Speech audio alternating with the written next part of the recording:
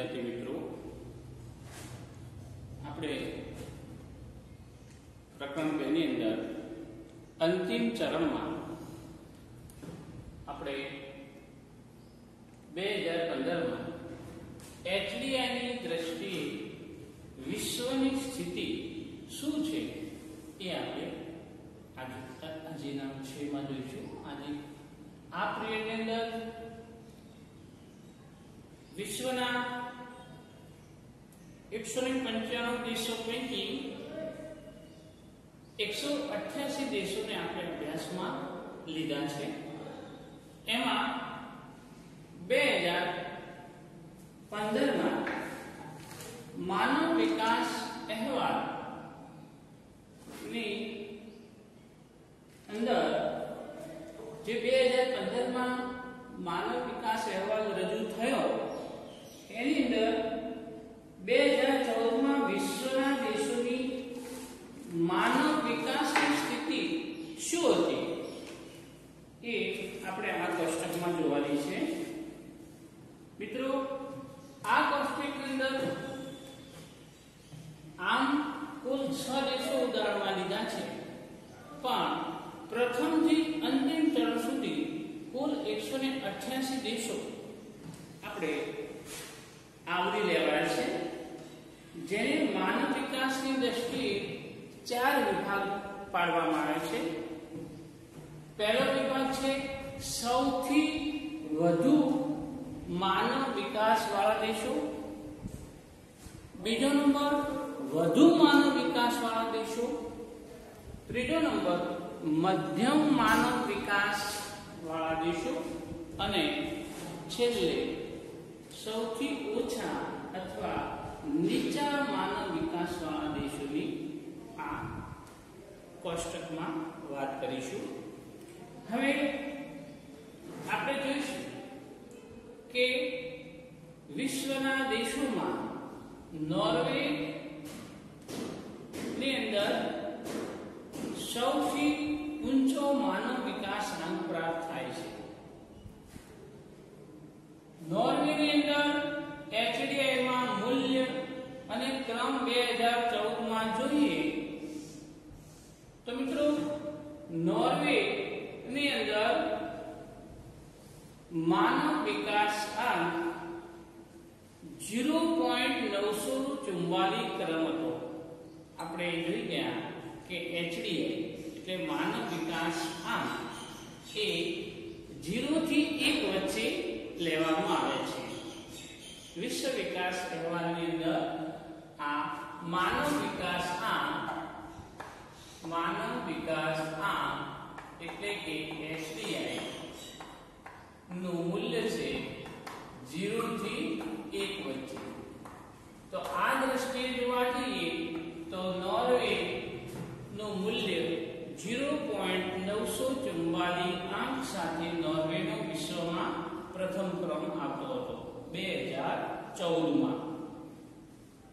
હવે એના પછી નોર્વેની આગળની સ્થિતિ જોઈએ તો એ જ 2014 માં નોર્વે નો જે વિશ્વમાં પ્રથમ ક્રમ હતો 0.944 ક્રમ સાથે એ સમયે નોર્વેની માથાદીઠ આવક GNI ના અમેરિકન ડોલરમાં $64,992 હતા. અપેક્ષિત આયુષ્ય હતું 81.6 વર્ષ. અભ્યાસનું જે અપેક્ષિત વર્ષ હતું તે એ સમયે 17.5 વર્ષ હતું, પણ એમની વાસ્તવિક વર્ષ હતું 12.6 વર્ષ. આ નોર્વેની સ્થિતિ આપણે જોઈ. હવે અમેરિકાની વાત કરીશું તો મિત્રો અમેરિકામાં માનવ વિકાસ 2014 માં માનવ વિકાસ 0.915 હતો. એ સમયે 2014 માં અમેરિકાનો વિશ્વમાં 8મો નંબર આવતો હતો. GNI અમેરિકન ડોલરમાં જોઈએ તો એ સમયે માથાદીઠ આવક હતી અમેરિકાની $52,947. અપેક્ષિત આયુષ્ય હતું 79.1 વર્ષ, અભ્યાસની અપેક્ષિત વર્ષ હતું 16.5 વર્ષ, પણ વાસ્તવિક વર્ષ હતું હકીકતમાં 12.9 એટલે 13 વર્ષની આજુબાજુ. આ અમેરિકાની સ્થિતિ.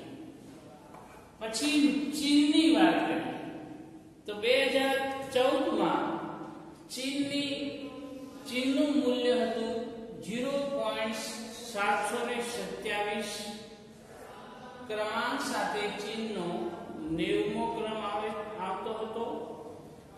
એ સમયે ચીનની માથાદીઠ આવક 12,547 અમેરિકન ડોલર હતી. અપેક્ષિત આયુષ્ય હતું 75.8 વર્ષ. અભ્યાસનું અપેક્ષિત વર્ષ હતું 13.1, પણ વાસ્તવિક વર્ષ હતું 7.5 વર્ષ. ભારતની સ્થિતિ, આપણા દેશની સ્થિતિ 2014 માં કેવી હતી?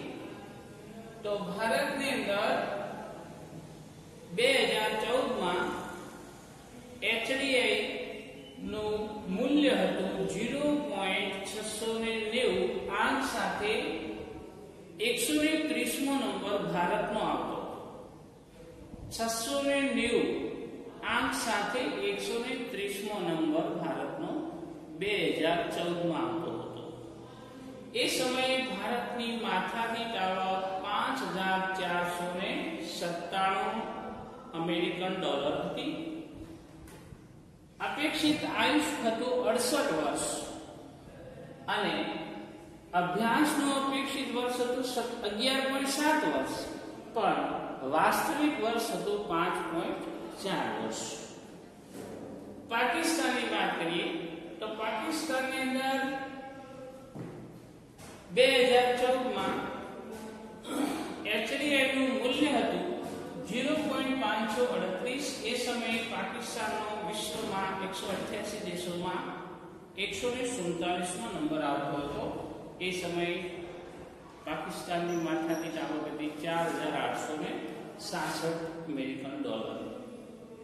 હવે આ અપેક્ષિત, એ સમયે અપેક્ષિત આયુષ્ય પાકિસ્તાનનું 66.2 વર્ષ નોંધાયું અને અભ્યાસનું અપેક્ષિત વર્ષ હતું 7.8 વર્ષ, જ્યારે અભ્યાસનું વાસ્તવિક વર્ષ હતું 4.7 વર્ષ. અને છેલ્લે આફ્રિકા ખંડનો નાઇજીરિયા, એ નાઇજર દેશ છે. એ નાઇજર દેશ એ આફ્રિકા ખંડનો એક ગરીબ અને નાનો દેશ છે. એ સમયે 2014 માં નાઇજરનો 0.348 આંક સાથે 188મો નંબર આવતો. આ સમયે 2014 માં માથાદીઠ આવક હતી 908. એ સમયે અપેક્ષિત આયુષ્ય હતું 61.4 વર્ષ અને અભ્યાસની અપેક્ષિત વર્ષ હતું 5.4 વર્ષ. એ જ રીતે વાસ્તવિક વર્ષ નોંધાયું છે 1.5 વર્ષ, એટલે કે 1.5 વર્ષ. તો આ 2015 નો જે માનવ વિકાસ આંક નોંધાયો એમાં 2014 ની સ્થિતિ પ્રમાણે આ નોર્વે, અમેરિકા, ચીન, ભારત, પાકિસ્તાન અને નાઇજર, આ 6 દેશોનું આપણે ઉદાહરણ લીધું છે. 2014 માં નોર્વેનો પ્રથમ ક્રમાંક હતો, નાઇજરનો 188માં ક્રમાંક હતો. મિત્રો, આના ઉપરથી આપણે તારણ કાઢવું હોય તો કાઢી શકાય.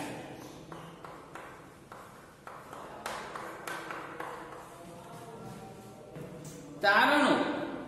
પહેલું તારણ આપણે કાઢી શકીએ કે 2015 માં HDR એટલે હ્યુમન ડેવલપમેન્ટ રિપોર્ટ, વિશ્વ વિકાસ અહેવાલ. તો 2015 માં HDR માં વિશ્વના દેશોની આવકની માહિતીના આધારે HDI રજૂ થયો છે, આવકના આધારે. બીજો નંબર, આ અહેવાલમાં વિશ્વના 188 દેશો આવરી લેવાયા છે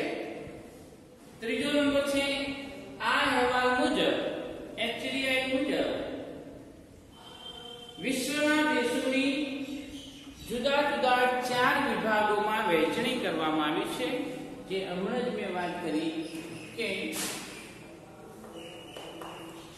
સૌથી પહેલા સૌથી વધુ માનવ વિકાસ આંક વાળા દેશો જેની અંદર 1 થી 49 વર્ષમાં સરેરાશ HDI ના સરેરાશ HDI આંક 0.890 પ્રાપ્ત થયો હતો. બીજા ક્રમે વધુ માનવ વિકાસ સૌથી વધુ પછી બીજા ક્રમે વધુ માનવ વિકાસ આંકની અંદર આવતા દેશો જેમાં 50 થી 105 ક્રમાંક. પહેલામાં હતું 1 થી 49 ક્રમાંક, બીજો નંબર હતું 50 થી 105 વર્ષ. હવે આ બીજા તબક્કામાં દેશોનો સરેરાશ આંક 0.735 પ્રાપ્ત થયો છે, એવરેજ સરેરાશ. ત્રીજો ક્રમ મધ્યમ માનવ વિકાસ વાળા દેશો ગણીશું તો એની અંદર ખાસ કરીને 105 પછી ત્રીજા ક્રમે 106 થી 143 દેશોનું ગ્રુપ. એમાં સરેરાશ દેશનો સરેરાશ HDI 0.614 માનવ વિકાસ આંક પ્રાપ્ત થયો છે.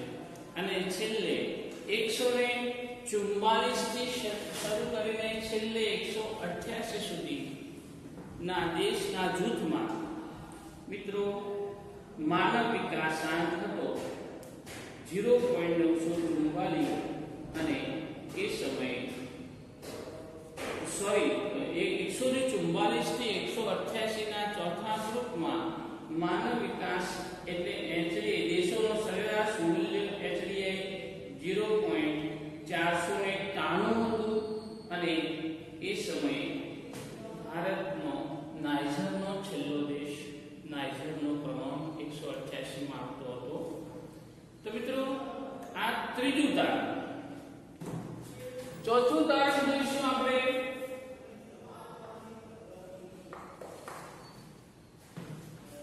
કે 2015 માં માનવ વિકાસ આંકની દ્રષ્ટિએ નોર્વે 0.944 આંક સાથે પ્રથમ ક્રમાંક હતો. આ ત્રીજું તારણ.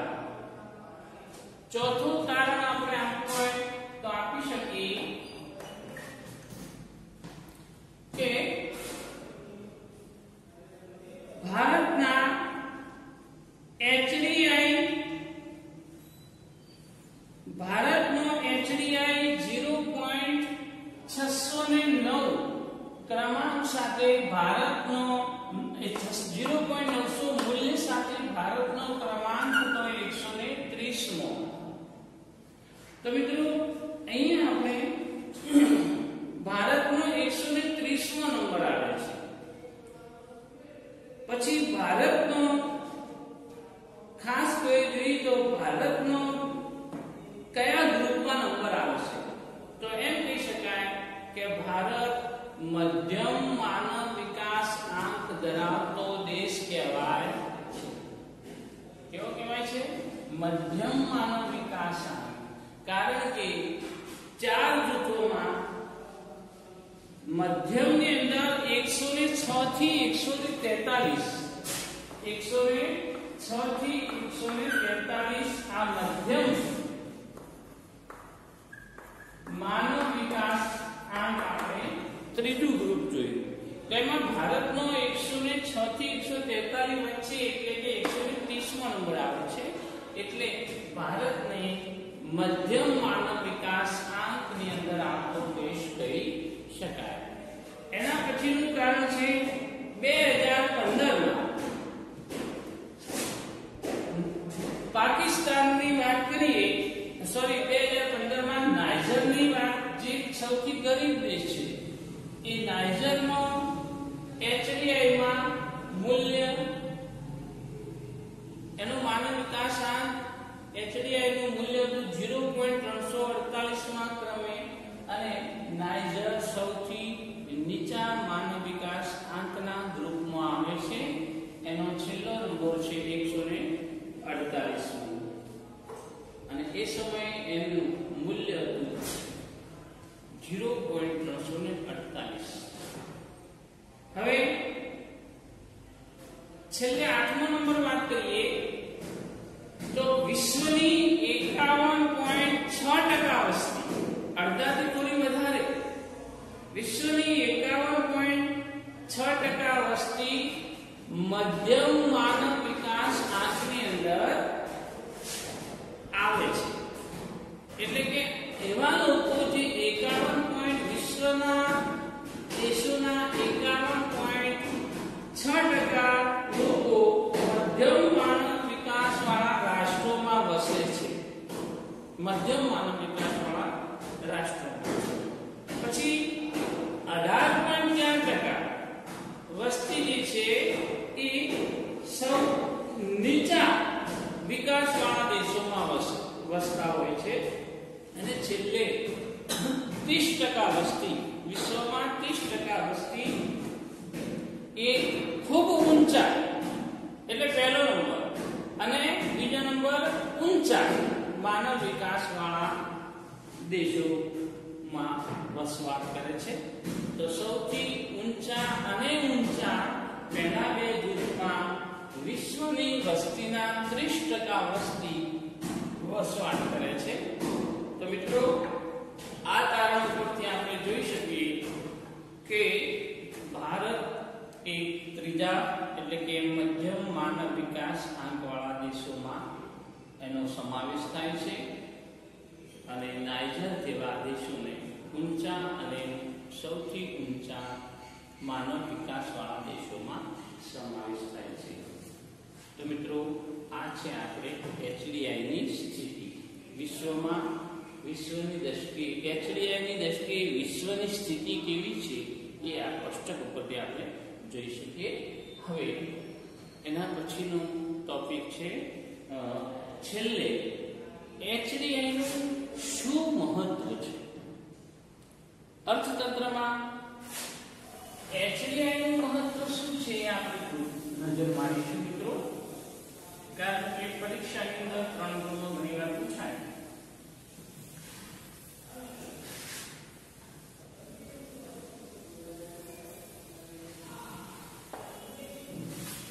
મિત્રો, HDI નું મહત્વ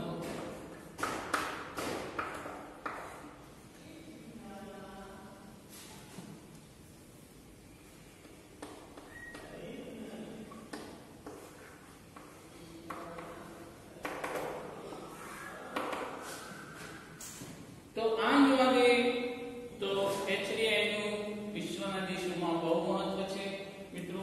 પણ આ જે HDI નું જે મહત્વ છે એને આપણે મુખ્ય મુદ્દામાં જાણીશું. તો પહેલા કારણ તરીકે આપણે લઈ શકીએ કે પહેલો મુદ્દો છે આર્થિક વિકાસના HDI ના માપદંડમાં. પહેલો મુદ્દો છે કે HDI આર્થિક વિકાસના HDI ના માપદંડમાં માત્ર આર્થિક નહીં પરંતુ સામાજિક કલ્યાણ અથવા સામાજિક કલ્યાણના શિક્ષણ અને આરોગ્ય જેવા માપદંડોનો પણ સમાવેશ કર્યો છે. એટલે 4 નિર્દેશકો પૈકી HDI નું મહત્વ સૌથી વધુ ગણવામાં આવે છે. કારણ કે HDI નું જે છે એ એક પરિપૂર્ણ માપદંડ છે.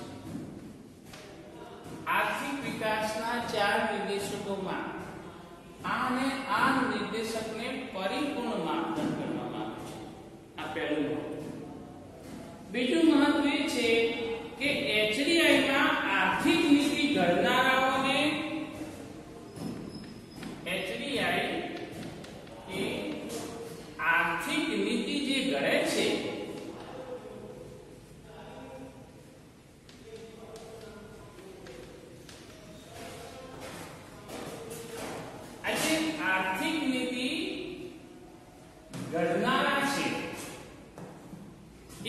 આર્થિક નીતિ ઘડનારાઓને સૂચવે છે કે આર્થિક વિકાસ સાધન છે અને માનવ કલ્યાણ એ એનો મુખ્ય ઉદ્દેશ એટલે કે અંતિમ ધ્યેય આર્થિક વિકાસ એ સાધન છે, જ્યારે માનવ કલ્યાણ મિત્રો એ સાધ્ય એટલે કે હેતુ છે.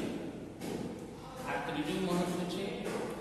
આર્થિક વિકાસ સાધન ગણાય જ્યારે આ આર્થિક રીતે ઘડિયા કરનારાઓને એવું સૂચન કરવામાં આવે છે કે આર્થિક વિકાસ એ સાધન છે અને માનવ કલ્યાણ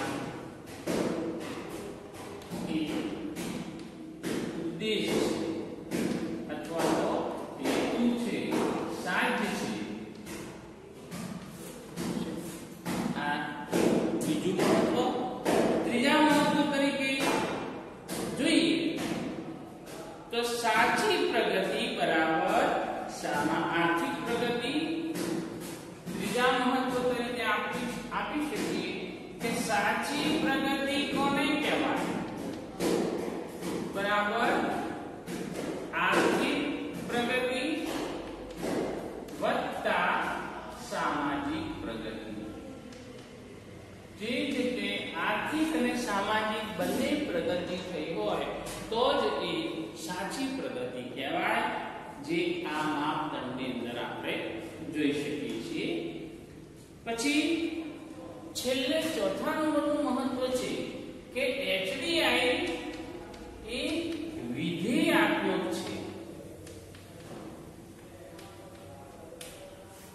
વિધેયાત્મક છે કારણ કે એટલે કે એચડીઆઈ વધે તો એનો અર્થ એ થાય કે દેશમાં શિક્ષણ અને આરોગ્યની સ્થિતિમાં સુધારો થઈ રહ્યો છે. એક વિધેયાત્મક કહેવાય કે એચડીઆઈ વધે તો શિક્ષણ, આરોગ્ય અને આયુષ્ય બધામાં વધારો થઈ રહ્યો છે એવું વિધેયાત્મક કહી શકાય. એ આ માપદંડ કહી શકે છે. પછી પાંચમા મહત્વ તરીકે મિત્રો આપણે કહી શકીએ કે આર્થિક એચડીઆઈ થી વિકાસમાન દેશોને કયા વિકાસની શક્યતા વધારે છે અને કયા સરકારને કયા વધુ કામો કરવાની જરૂર છે કે દેશમાં ગરીબી, બેકારી ઓછી થાય, એનો ખ્યાલ આ સરકારને પણ માર્ગદર્શન એચડીઆઈ આપે છે કે અને દેશમાં જે જરૂર છે, કયા વિકાસ કામો કરવાની જરૂર છે, એમાં સરકારને પણ માર્ગદર્શન આપે છે. આ દ્રષ્ટિએ પણ એનું મહત્વ કહી શકાય. પછી છઠ્ઠું એચડીઆઈ નું મહત્વ કહી શકાય કે એચડીઆઈ નો ખ્યાલ